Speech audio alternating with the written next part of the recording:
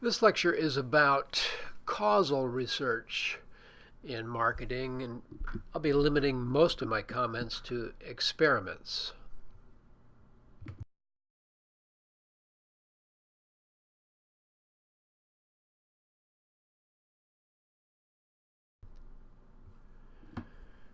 What's an experiment? Well, experiment is a research design that is intended to test an hypothesized causal relationship.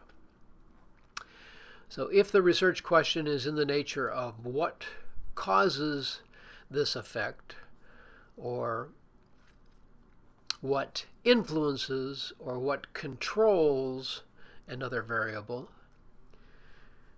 then the question is appropriate for an experiment. Experiments have control, the essence of a comfortable conclusion about causality means that other causes or other explanations for the effect have been eliminated or controlled. Experiments manipulate one or more causal factor, those are the independent variables, and they measure one or more effects, and those are the dependent measures. Normally we use the terms x and y to designate independent and dependent variables. So the question would be, is x the cause of y? Which means that varying the level or the presence of x should have some observable difference on measures of y. So x would be the manipulated variable and y would be the measured variable.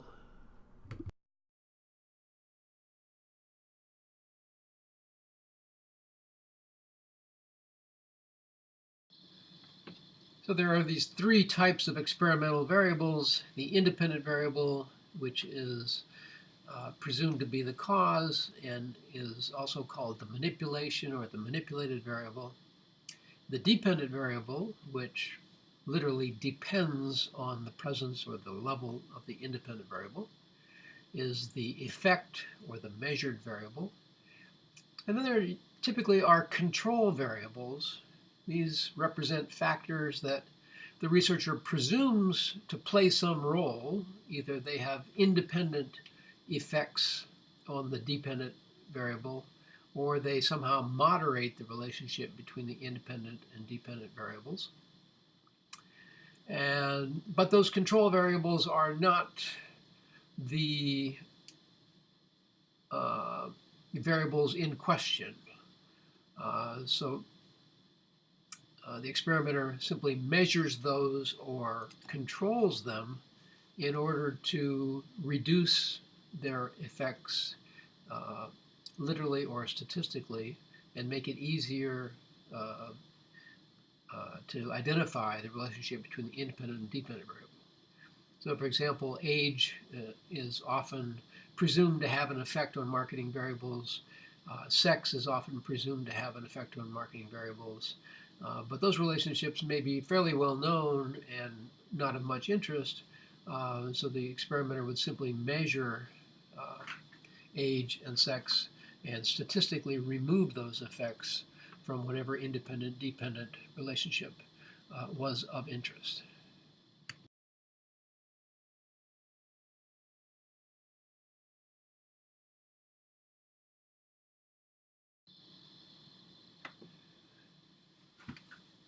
Experimentalists use the term operationalizations to refer to the manipulations of independent variables. Operationalization in general means the making manifest or the making real or the making concrete of a concept. So this independent variable is a concept that is believed to be having some effect. And in order to test that effect, one must make that concept real. One must realize it in an experimental situation. The issue of content validity is whether or not the manipulation reflects or captures all of the content of the concept in question.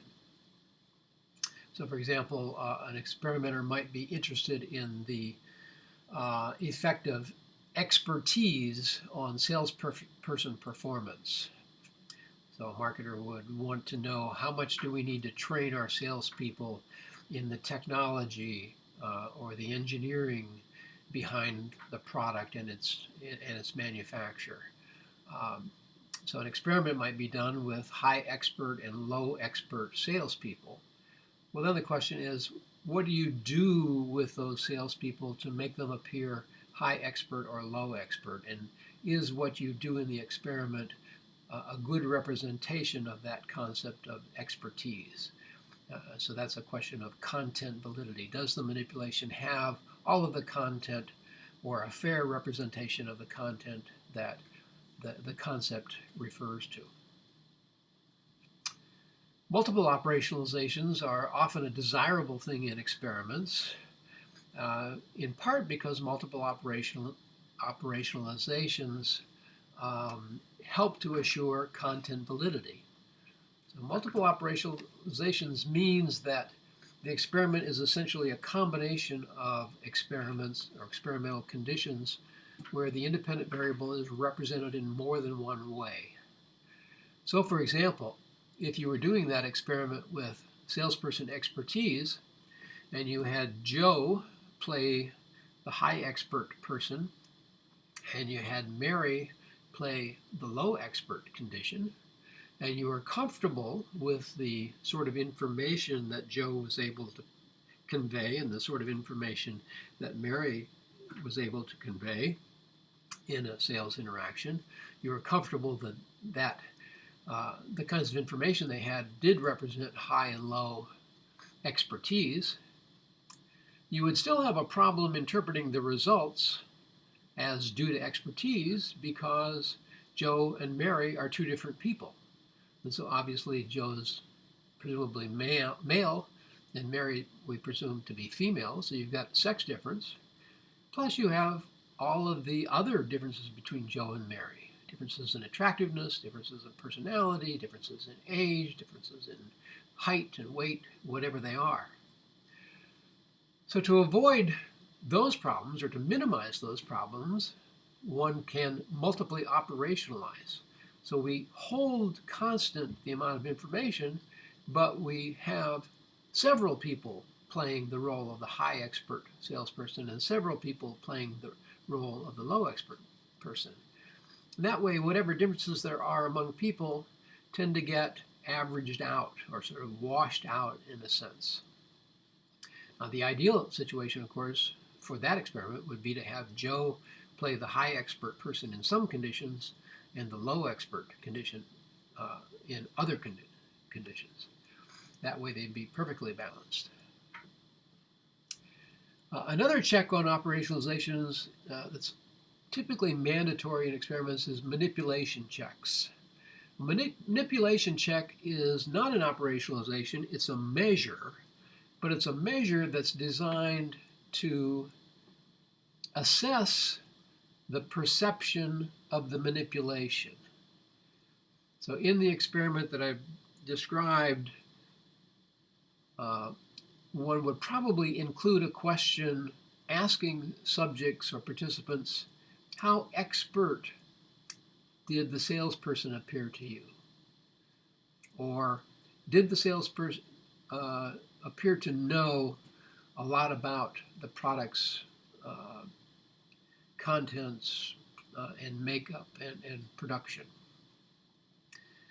So this is not measuring the effect of expertise, which is we presume would be success in the sale. It's simply measuring whether or not the manipulation was effective in doing what it was supposed to do.